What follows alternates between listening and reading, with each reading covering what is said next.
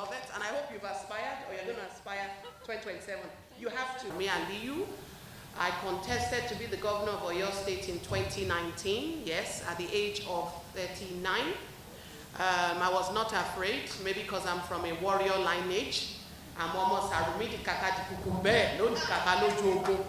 You have to be bold. You have to be bold, you have to have that courage, and you must never let anyone put you down. You have to know what you're made up of. And women, we are strong. We have loads of goodies that God put in us, but it's left to you to discover it. So no sleeping on the mission, please. You need to wake up. I love the fact that this program came up. I commend Dr. Lovett. Well done for doing this. I'm highly interested in this project. I came here today to represent Honorable Fabiyi, that's the DG Support Campaign Organization for our presidential candidate.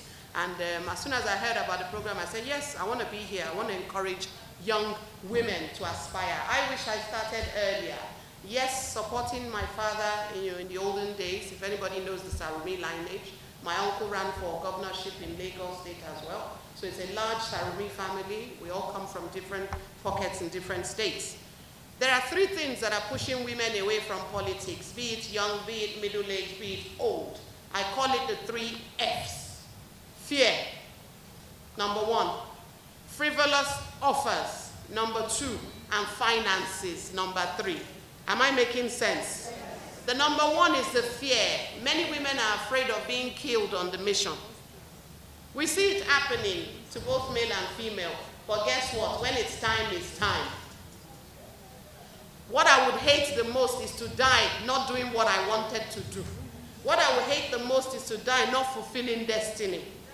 So if you have the passion to liberate the people in your community, if you have the passion to make changes, then stay in politics. That's the only way you'll succeed while you're here. The second one is the frivolous offers. We get many men asking us money for hand back for ground, Abby, position for hand back for ground. Look, how many grounds are you going to lie on? So you need to be true to who you are. Whoever is making an advance to you to give you a position to climb higher, tell that person that's not why you entered politics. Because if truly your passion is to lift your people up, God will take you to where you need to be. And when God is ready to help you, He will lift that man or woman who will take you to where you need to go to. So please, keep integrity together. I groom a few women in my state, in Oyo State. One of them contested for House of Assembly these last elections. She lost her primaries. I also contested, because I joined the governor of Oyo State after I lost my elections, and he made me the senior special assistant on diaspora matters. I resigned in March so that I can contest and go for House of Reps. However, I lost my primaries. I lost it to that third thing I mentioned, finances. But I wasn't bothered because there's nothing that happens in this life that God does not know about it. The only thing I know is there's no stopping me. Next one is governorship, and it will always be governorship until the day they allow a woman to get there. Shikina. So as I was saying, so the second one, remember, when they push advances at you, politely let them know you are not in politics to mess around. Yeah. Please, we need to keep our heads up high. I would never do so. So that's why I'm telling you also to join me in this mission. Until we women can get to where we need to get to, we do not need to do any shitty stuff to get to that place, please. So please. The third one is the finances. Don't be afraid of money. I declared to go for governorship. Yes, my husband has money more than me, but I didn't have the money the guys have. They had, to be a governor in a state in Nigeria where money politics exists, you have to spend billions. I didn't have billions, but I wasn't afraid. I did fundraising, and people donated, actually. Strange people that don't know me from anywhere. I raised about 20 million online. Online, just randomly. Some even sent the basic 1K, 3K, 100K, 1 million. I was shocked. Because I know God was involved. And whatever you start and you put God first, He will take you to where you need to get to, okay? So currently, I'm the chairperson for Articulated Global Movement. We started a movement for aspirants and candidates to join hands together. We have over 1,000 membership and growing every day because we discovered that aspirants are always forgotten. Every election you aspire, you lose. They face the ones that won election. They see them as the hot cake. They are forgetting that for every candidate that you match, minimum of 10 aspirants fire that same position together. So if you want electoral victory, you don't joke with aspirants. If you are relying on 14 reps to win your election in your state, then you have misruled. If you carry all the 110 or 105 aspirants that fire for that same position to join hands with those 14 candidates, then you are going to win election. Simple as that.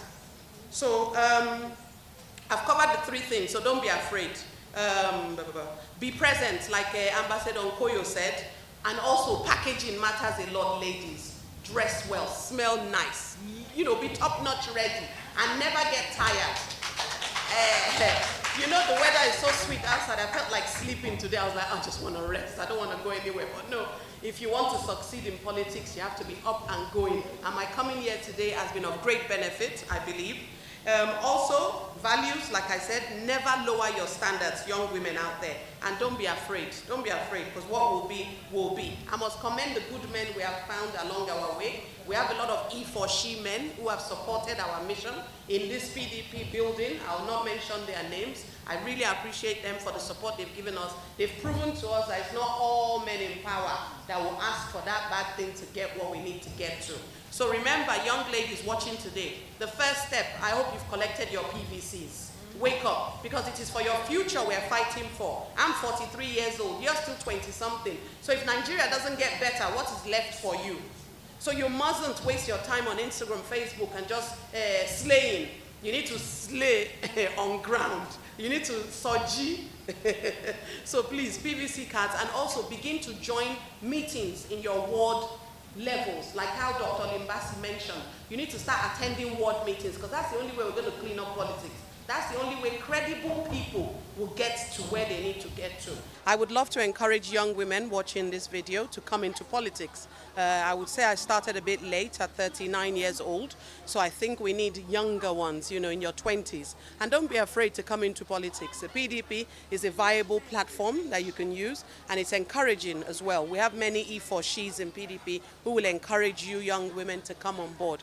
And we're lucky our presidential candidate, His Excellency Atiku Abubakar, has promised women and youths a huge amount of percentage in his cabinet once he emerges president. So stop wasting your time slaying on Instagram and Facebook. Use that time to get, you know, get used to attending ward meetings.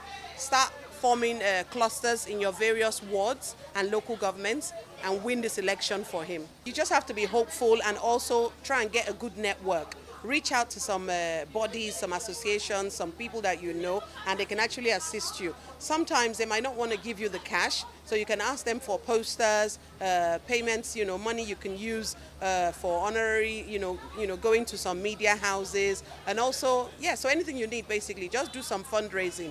You know, I did a lot of that, and it worked for me back in the days, and it still works for me, you know. With my recent aspiration, I had people, friends, even strangers on Instagram, Facebook, and they also contributed to this election.